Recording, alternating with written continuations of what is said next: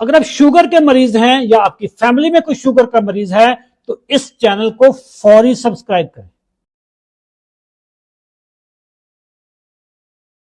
जो सवेरा नदीम साहिबा का क्वेश्चन है कि पाँव सुन रहते हैं सर, इसके बारे में बताएं। सवेरा साहिबा, आपने एक तो शुगर को कंट्रोल करना। अगर आपको शुगर है तो आपने इस पे तो कोई कॉम्प्रोमाइज़ नहीं है। शुगर आप अपनी कंट्रोल करें। कंट्रोल का मतलब है कि आपकी खाने के 2 घंटे बाद आपकी शुगर 140 से नीचे होनी चाहिए। रैंडम शुगर आपकी जो फास्टिंग शुगर है वो 110 से नीचे होनी चाहिए। HbA1c आपका 6 से नीचे होना चाहिए। अगर आप मेटफॉर्मिन या ग्लूकोफेज या ऐसी दवाई जिसमें ग्लूकोफेज है, अगर वो आप खा रही हैं तो वो आपको छोड़ना पड़ेगा डॉक्टर के मशवरे से, क्योंकि पाँव सुन्न करने में उस दवाई का ख़ास रोल है। ये न्यूरोपैथी है और न्यूरोपैथी प्रोग्रेसिव होती है, ये बढ़ती है वक़्त के साथ-साथ।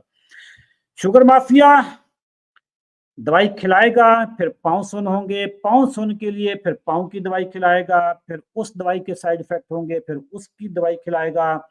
तो आपने एक तो दवाई छोड़नी होगी, शुगर को कंट्रोल करना होगा और इसके अलावा आपने अपने ही डॉक्टर के मशवरे से B12 मेथिकोबाल इसकी गोलियाँ आपको खानी होंगी। ये विटामिन है B12, ये बहुत ज़रूरी होता है आपके लिए, इसके लिए न्यूरोपैथी के लिए।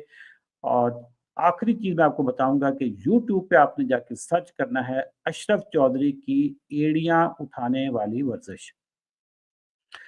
बल्कि मैं यहाँ पे लिख देता हूँ, उसको इंग्लिश में अगर आप करेंगी तो soleus muscles muscles exercise by Ashraf Chaudhary. Soleus muscle exercise by Ashraf Chaudhary, या उर्दू में अगर आप करेंगी तो अशरफ चौधरी की एड़ियाँ उठाने वाली वर्जिश। वो आप करेंगी तो इंशाल्लाह आपकी जो कोई हफ्ता 10 दिन 15 दिन करेंगे, आप वैसे भी करते रहिएगा, उससे आपकी शुगर भी ठीक रहेगी और साथ में आपका ये सुनपन जो है पाँव का, ये भी ठीक हो जाएगा।